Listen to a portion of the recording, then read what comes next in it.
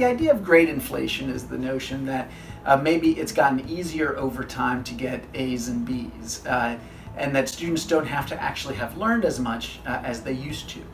The whole country, and certainly North Carolina has been part of this, has spent the last 10 years dramatically raising academic standards.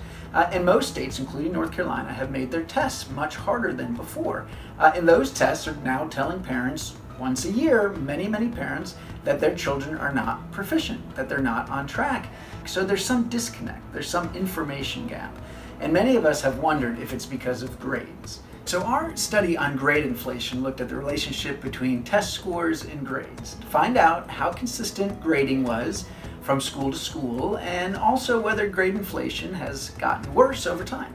And what we found was a couple of things. First of all, as we have seen in other studies, it is indeed much easier to get high grades in high poverty schools than in affluent schools. What we've also seen, though, is that over time there is evidence of grade inflation. It has gotten easier to get A's and B's. And this is part of a larger issue, which is that we have a problem in this country where we still today do not do enough to encourage kids, and especially kids growing up in poverty, and especially kids of color, to take challenging courses once they get into middle school and high school.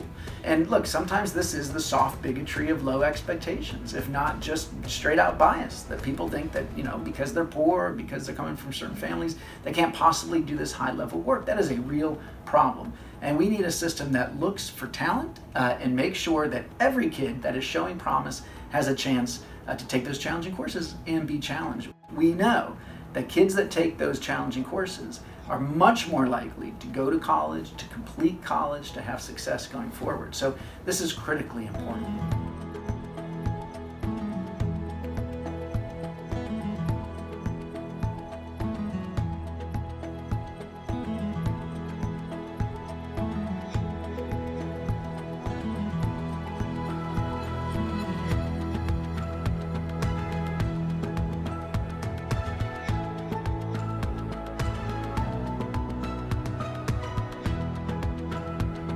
In North Carolina, we have relatively a new policy focused on advanced mathematics courses for students, which mandates that school districts place students who have scored the highest level on various state exams and assessments in the next advanced learning opportunity.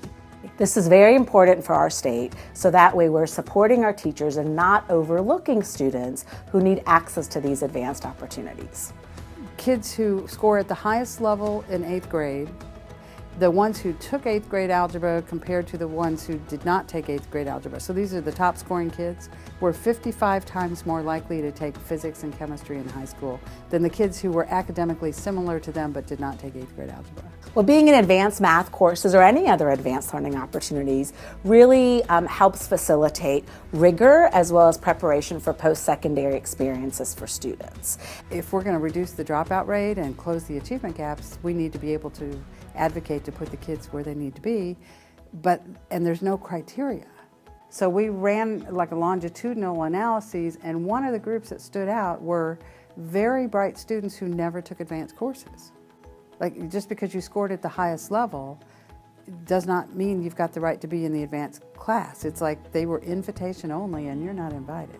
What this legislation has really done is heighten the awareness. And so now what's happening is our LEAs are able to catch some of these students. Those students are then placed and are given that access to those opportunities and the support they need to be successful, as well as allow us to really look at the best practice of, if you see something in a child once, that maybe that is so great that they deserve that opportunity. And sometimes our systems may preclude us from seeing that in other ways.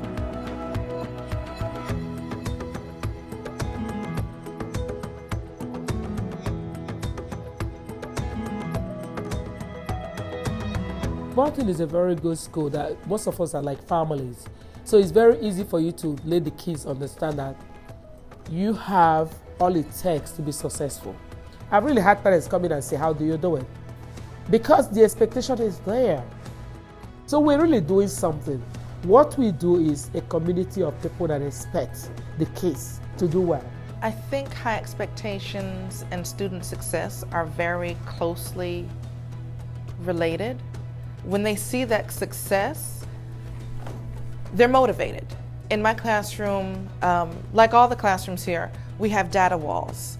After assessments, they see where they are, they see where they want to be, and we have that conversation. All right, Ms. Bullock, what do I need to do to get here? So Dr. Farrell, she's been the second principal here that I've worked under, and that really started under her, where you see this data wall, and where she was really about data, know your students' data. And she always says, if you go to the doctor and you have a headache, then you don't want to get a prescription for if you have a tummy ache, right? So you have to know the prescription, you have to know kind of the recipe for success that you want for your students. You can't know that until you know your students inside and out. We cultivate that among our team by making sure, first of all, everybody's held accountable. Secondly, making sure they're building relationships with students so they know exactly what they need. And thirdly, making sure that they're setting clear expectations and making sure that the work is intentional. Kids understand their goals and what they need to reach higher and what they need to do to get there. A lot of people talk about high expectations. I really try to think about what's that look like? What are the actions for high expectations? Because a lot of my students come in thinking that, oh, this math, either I'm good at math or I'm bad at math. They have this mentality. And I want to encourage them so by the end of the year they're all like, I got this, I can do this. So I never lower my expectations. But I also want student contributions. I try to talk less and have them talk more. I want them to explain their ideas, and I want to showcase that. I want to make connections to their lives so they can impact it and they can own it. They're like, oh, this is my opinion on what I think. And that opinion can change to where I feel like I've gained some knowledge.